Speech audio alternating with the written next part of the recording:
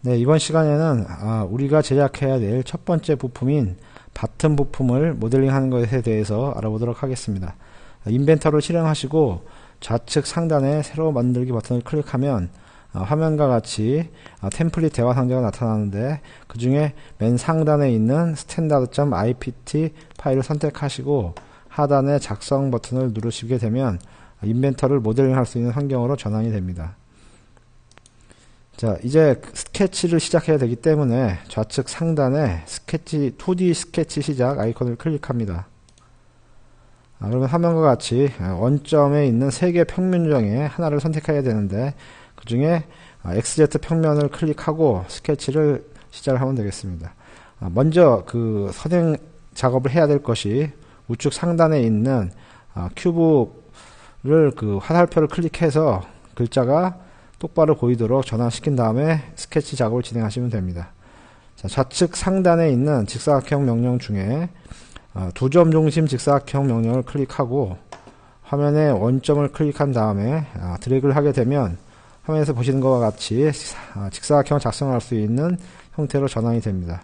우리가 제작해야 될 모델링 해야 될 그 사각형의 크기는 가로가 100, 세로가 100인 직사각형이므로 화면에 있는 그 치수를 100과 탭키를 누르고 다시 100을 입력시켜서 엔터를 누르게 되면 보시는 바와 같이 가로 100, 세로 100의 직사각형이 작성이 됩니다. 직사각형이 작성이 된 이후에는 마우스 우측 버튼을 클릭하시고 확인 버튼을 누르게 되면 직사각형 명령이 종료가 됩니다.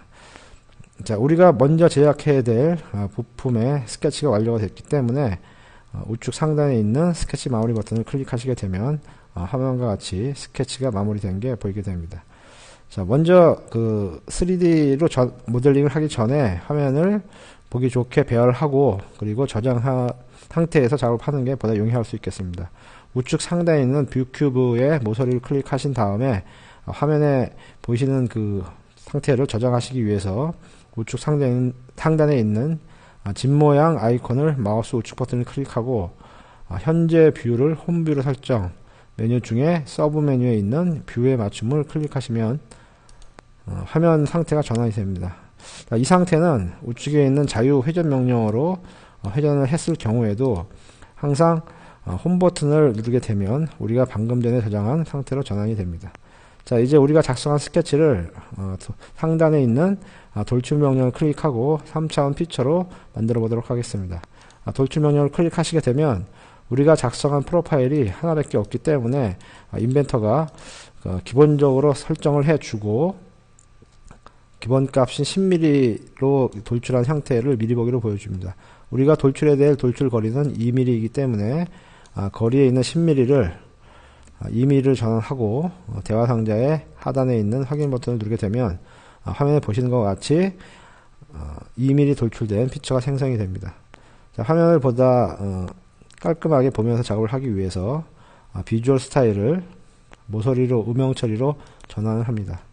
자, 이 두 번째 스케치를 작성하기 위해서 돌출된 피처의 상단면을 클릭하고 나타난 아이콘 중에 세 번째 아이콘인 스케치 작성 아이콘을 클릭하게 됩니다.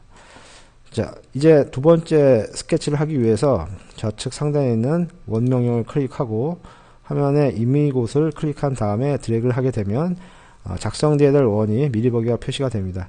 원의 끝 지점을 좌측 상단에 모서리에 정확하게 스냅을 시킨 이후에 클릭하시면 화면과 같이 원이 작성이 됩니다. 자, 우측 버튼을 눌러서 확인 버튼을 누르게 되면 원 명령이 종료가 되겠습니다. 자, 화면을 좀 확대를 하시고 선 명령을 이용해서 모서리와 원의 중심을 잇는 직선을 작성하도록 하겠습니다. 작성된 이후에는 마우스 우측 버튼을 눌러서 확인 버튼을 누르시게 되면 보는 것과 같이 선 작성이 마무리가 됩니다. 작성된 선을 구성선으로 바꾸기 위해서 선을 선택하고 우측 상단에 있는 구성선 아이콘을 클릭하게 되면 보시는 바와 같이 작성된 직선이 구성선으로 전환이 됩니다. 두 번째로 작업해야 될 것이 다시 원 명령을 클릭하고 화면의 임의 곳에 클릭과 드래그를 반복해서 3개의 원을 작성을 합니다. 마찬가지로 원 작성이 마무리됐을 때는 우측 버튼을 누르고 확인 버튼을 누르게 되면 원 명령이 종료가 됩니다. 자, 이 세 개의 작성된 원은 동일한 크기를 갖는 원이기 때문에 우리가 치수를 기입하기 전에 구속 조건 중에서 동일 구속 조건을 클릭하고 원들을 차례대로 선택을 해서 세 개의 원이 같은 지름을 갖도록 구속을 합니다. 구속이 다 된 이후에는 우측 버튼을 클릭하고 확인 버튼을 누르게 되면 구속 조건 명령이 종료가 됩니다. 자, 이제 두 번째로 작업해야 될 것이 각각의 원의 중심과 우리가 미리 작성된 선의 끝점을 연결하는 보조선을 작성을 하도록 하겠습니다. 자, 좌측 상단의 선 명령을 클릭하고 원의 중심과 우리가 작성한 선의 끝점을 연결하는 작업을 진행하도록 하겠습니다.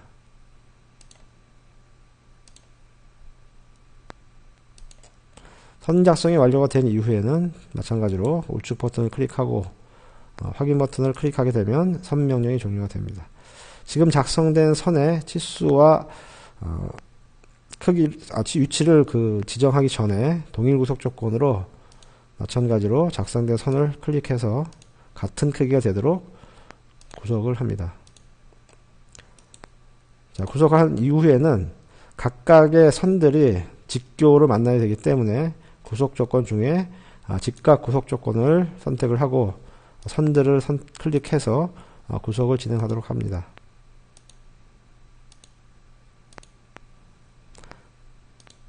네, 구속이 완료된 이후에는 해당되는 우리가 작성된 선의 길이를 치수를 구속하기 위해서 치수 명령을 클릭을 하고 선을 하나 클릭한 다음에 클릭과 드래그를 하게 되면 현재 작성된 선의 길이가 나타나고 나타난 길이를 7.5로 정정을 하도록 하겠습니다. 자, 그 다음에 치수 명령을 다시 우측 버튼을 클릭하고 확인 버튼을 눌러서 종료를 합니다. 자, 이제 두 번째로 구속을 해야 될 것이 우리가 작성한 세 개의 원의 지름을 치수를 통해서 구속을 하도록 하겠습니다. 치수 명령을 클릭하고 세 개의 원 중에 하나를 클릭한 이후에 드래그를 하면은 원의 지름이 표시가 되는데 원의 지름을 3mm로 입력해서 구속을 하도록 합니다. 자, 마찬가지로 보조선으로 작성했던 선들을 모두 선택을 해서 구성선으로 변경을 합니다.